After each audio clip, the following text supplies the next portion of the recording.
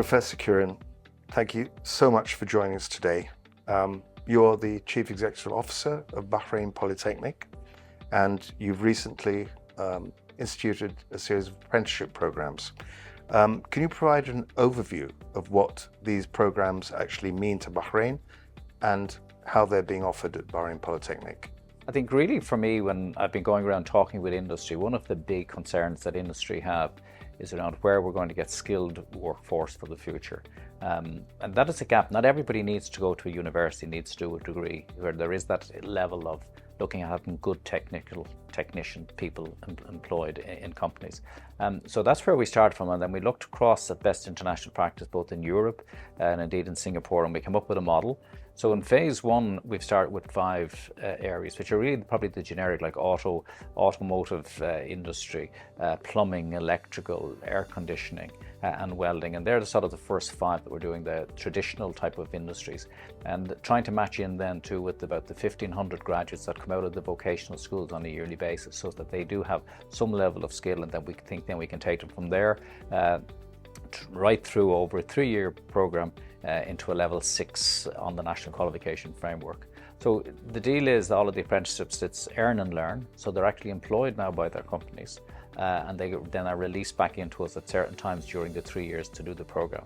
So in year 1, they will do 2 12-week blocks, so they've started on the job training first. They will come into us here now at the end of July, and they'll do a 12-week block with us, and then they will go back to industry, and then they will come back in for another 12 weeks. And in year 2 and in year 3, they just do a 12-week block with us. And that 12-week block really is to fine-tune the sort of the theoretical piece, and also check their competencies in terms of some of the things that they're doing on the job training. Are any of these programs open to nationals that are not Bahraini? Yes, indeed. People who are living here and the non-Bahraini can come onto it, but they will be charged the fees, so they won't get the support that they're getting through Tamkeen or the Labour Fund, but they can come in as an international type of student and pay the appropriate fee to do that.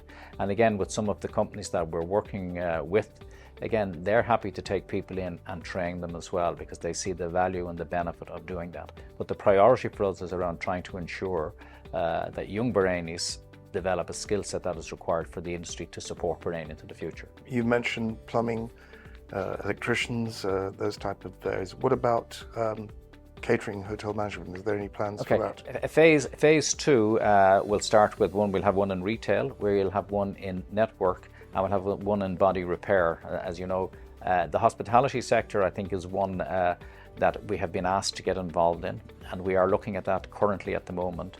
It's an industry that I know very well, having had a history in that area and being a former president of the European Hotel and Tourism Schools Association. So I have a long association with that hospitality side.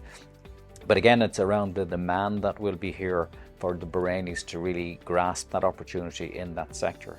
What's the typical duration of an apprenticeship program at Bahrain Polytechnic? For the ones that we have done, they're 3 years from start to finish. So they between 70% of the 3 years is in industry working on the job training, and the other 30% is here on the college. And again, it's coming back to this whole concept of earn and learn, where they will be paid even when they're in college here for the 12 weeks or the 24 weeks in year 1, they still will be paid their monthly stipend by industry to support them. And again, that's to encourage them in the industry and encourage them to stay as an apprenticeship. So generally they're fitting along with the European model of 3 years.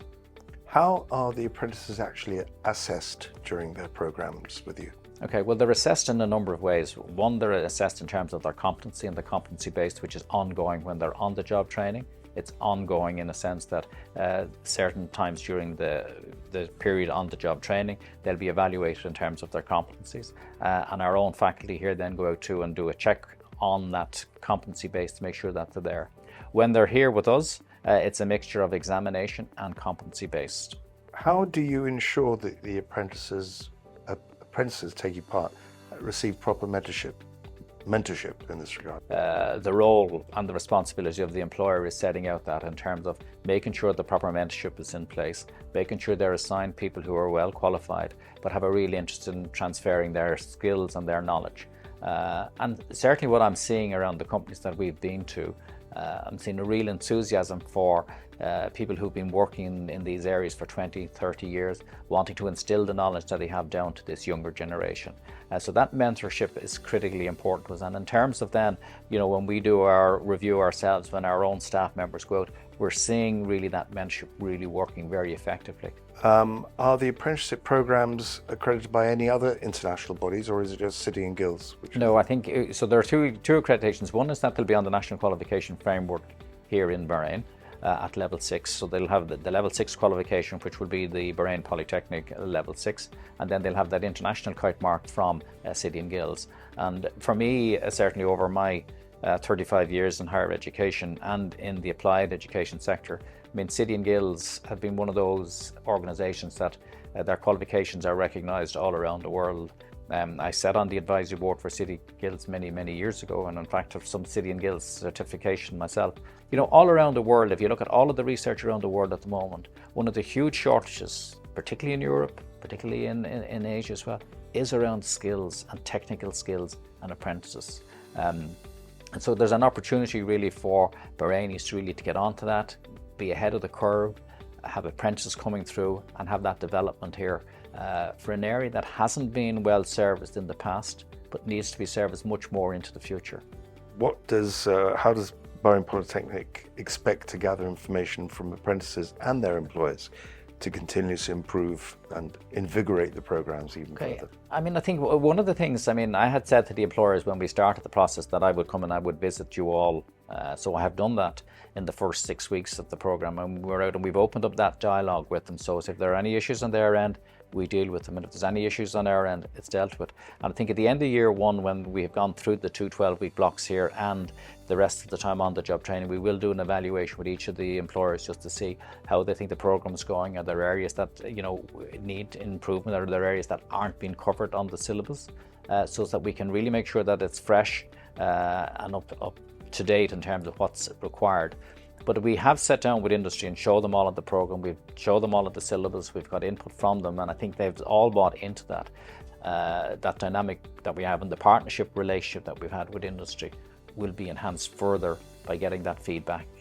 Thank you. And very finally, are there any other colleges or training institutes that will be offering apprenticeship courses as well? Obviously, you're the main pioneer and front runner in this regard, but will anyone else be able to do it, or is it exclusively?